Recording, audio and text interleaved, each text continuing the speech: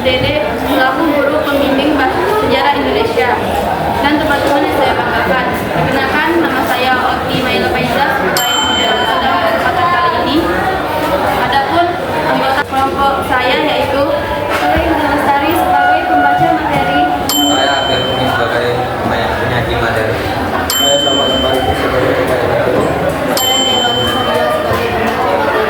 Rangkaian acara yang akan kita lewati yaitu yang pertama pembukaan, dua penyajian materi, dan yang terakhir yaitu penutup. Baiklah, untuk membuka presentasi pada kali ini, marilah kita mengucapkan basmalah. Selanjutnya penyampaian materi. Judul materi yang akan kami sampaikan yaitu mewujudkan integrasi melalui seni dan sastra yang akan disampaikan oleh teman-teman saya. Kepadanya dipersilakan. Baiklah, saya akan menjelaskan apa itu integrasi melalui seni dan sastra. Seni adalah proses kreatif yang dilakukan manusia, baik sebagai proses kreasi maupun proses apresiasi.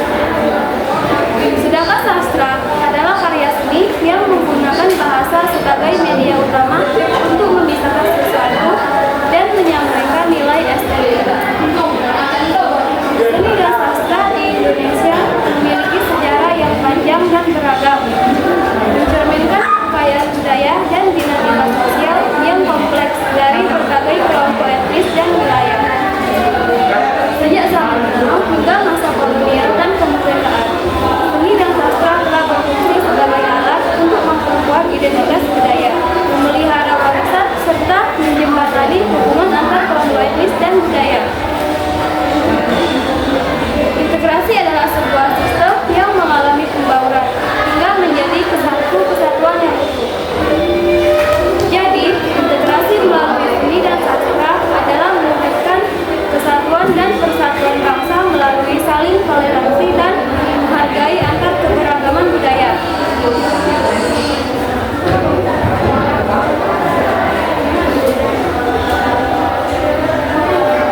Berikut adalah para pahlawan yang berjuang di bidang seni.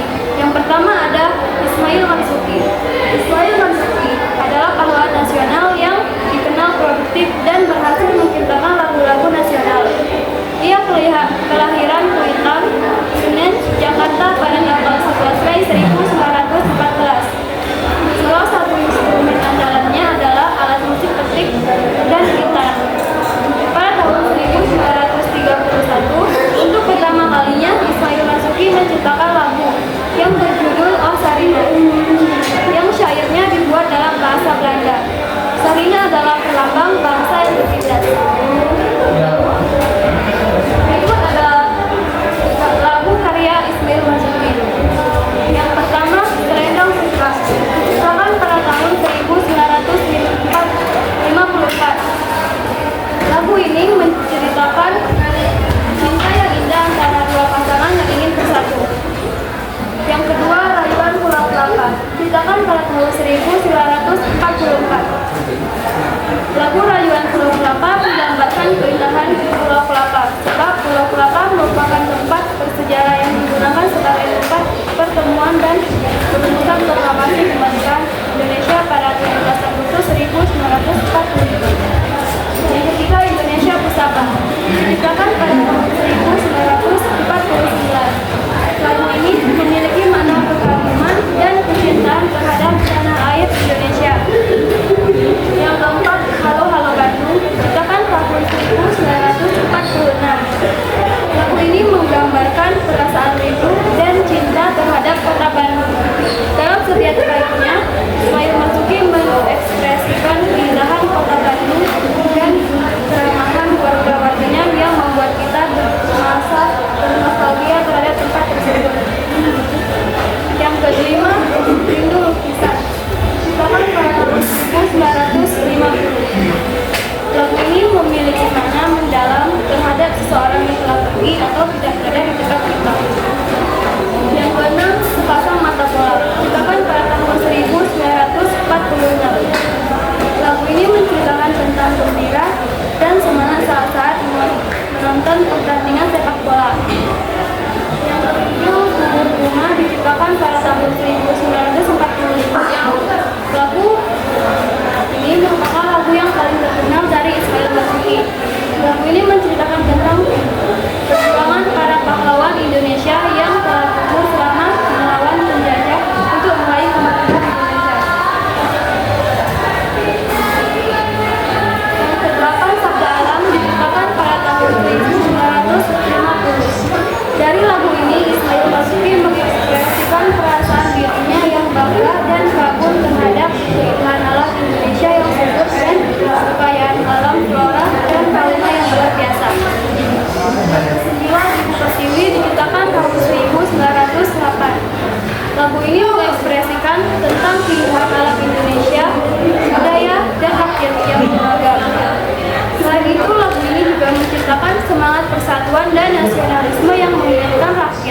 Indonesia akan tentunya bersatu dan mencintai tanah air. Yang terakhir, kapal Republik Bandar Jakarta diciptakan tahun 1993. Lagu ini memiliki makna penghormatan dan pengagungan terhadap kapal perang Republik Indonesia yang menjadi simbol semangat berjuang. Baiklah, di sini saya akan menjelaskan dari foto yang bernama Wage Rudolf Supratman atau dikenal sebagai W.R. Supratman. Dia adalah seorang guru pianisis, komponis Hindia Belanda yang lahir pada 19 Maret 1903. Beliau dikenal sebagai pencipta lagu Indonesia Raya serta anggota dari grup musik jazz yang bernama Black and White Jazz Band. Karya-karyanya yang pertama yaitu lagu Indonesia Raya yang dibuat pada tahun 1928 yang menggambarkan tentang semangat dan cita-cita luhur bangsa Indonesia. Lagu kedua yaitu Ibu Kita Kartini yang dibuat pada tahun 1929 yang menyimpan makna tentang perjuangan seorang wanita tangguh yang bernama Raden Ajeng Kartini. Lagu ini diciptakan sebagai pengingat dan penghormatan terhadap perjuangan dan pengorbanan Kartini sebagai pemimpin dalam gerakan emansipasi perempuan, terutama di perempuan kalangan Jawa. Berikutnya adalah tokoh pahlawan nasional yang bernama Raden Saleh atau Saleh Jaris Bustaman.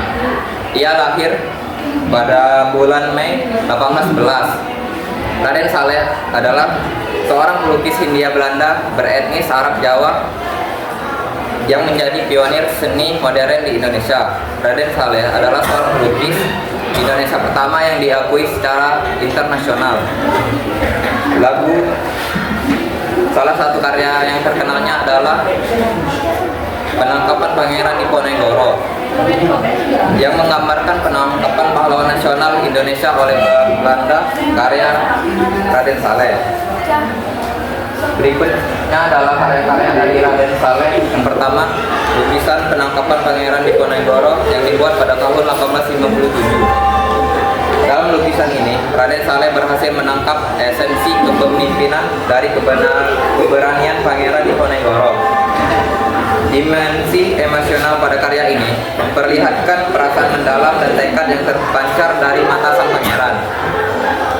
Karya yang kedua yaitu lukisan perburuan banteng yang dibuat pada tahun 1851. Dalam lukisan ini, Raden Saleh memperlihatkan adegan di mana sekelompok pemburu senjata sedang mengejar banteng liar. Lukisan ini menggambarkan aksi perburuan dan menunjukkan keserasian interaksi manusia dengan alam dan binatang buas.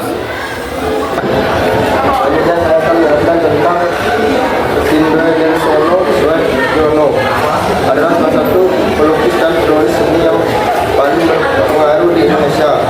Ia lahir pada 14 Desember 1913. Ia dikenal sebagai bapak seni lukis modern Indonesia karena perannya dalam mengembangkan seni rupa modern di Indonesia.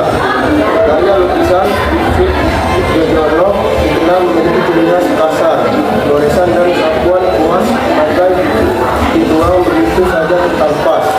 Satu, lukisan pertemuan di kampung yang bersejarah mengamalkan suasana perundingan antara tiga pemimpin angkatan pemuda Indonesia, yaitu Raden Saleh, Wikana dan Hanafi. Saat mereka singgah di markas di Cikampek dalam perjalanan menuju Jakarta untuk menghadiri Kongres pemerintah pada bulan November 1945. Dua, lukisan kawan-kawan revolusi menggambarkan beberapa orang yang dapat diasumsikan berjasa dalam memperjuangkan kemerdekaan Indonesia.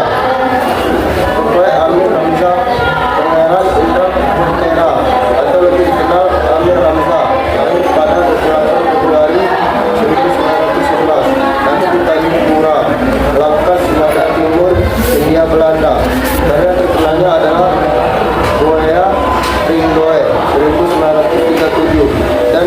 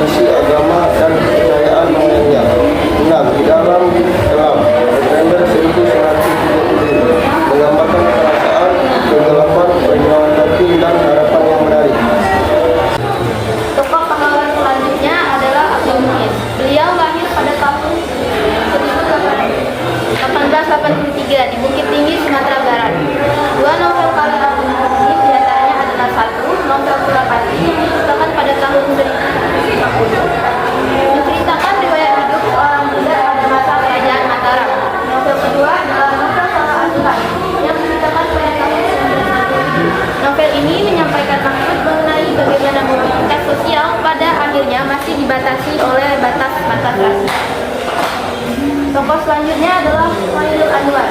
Khairil Anwar lahir pada tahun 1992. Khairil Anwar disebut juga sebagai pelopor angkatan 45 dalam sastra Indonesia. Sajak-sajaknya dapat membuktikan bahwa bahasa Indonesia adalah bahasa sastra yang matang. Dua puisi karya Khairil Anwar diantaranya adalah satu, puisi Aku Binatang Jalang yang diciptakan pada tahun 1943. Puisi ini menggambarkan perjuangan dan keberanian untuk bertahan hidup.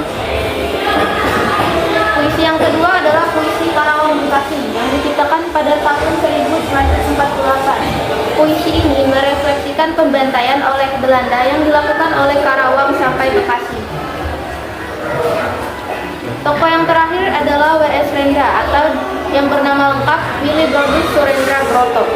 Beliau merupakan penyair ternama yang memiliki julukan burung merak.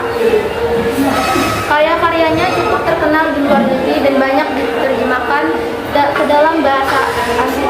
Di antaranya adalah bahasa Inggris, Belanda, Jerman, dan Hindia. Dua puisi karya W.S. Rendra adalah satu, puisi Sajak Sebatang Motor yang diciptakan pada tahun 1970. Puisi ini memberikan kritik dan sindiran kepada pemilik kebijakan yang terlalu banyak mengambil teori saklek tanpa memperhatikan kondisi yang sebenarnya. Puisi yang kedua adalah puisi Gugur yang diciptakan pada tahun 1973. Puisi ini menggambarkan perjuangan pahlawan Indonesia melawan penjajah sampai hingga penghabisan. Yang terakhir adalah kesimpulan. Mewujudkan integrasi melalui seni dan sastra sebagaimana yang telah dikembangkan oleh para tokoh nasional Indonesia menekankan bahwa seni dan sastra bukan hanya berfungsi sebagai alat ekspresi kreatif, tetapi juga sebagai kekuatan dalam membangun persatuan. Melalui karya-karya mereka tidak hanya menyuarakan perjuangan dan cita-cita bangsa, tetapi juga ikut mengajarkan nilai-nilai persatuan, toleransi, dan saling memahami. Karya-karya seni dan sastra yang dihasilkan oleh para tokoh-tokoh pahlawan seringkali mencerminkan perjuangan yang kolektif dan aspirasi bersama, sehingga dapat memotivasi dan menyatukan masyarakat dalam upaya ingin mencapai tujuan bersama. Seni dan sastra terbukti efektif dalam mendorong integritas sosial, membangun solidaritas, dan mempromosikan kedamaian serta kesetaraan.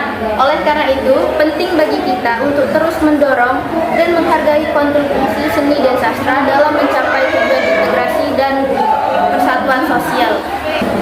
Demikianlah presentasi dari kelompok kami. Mohon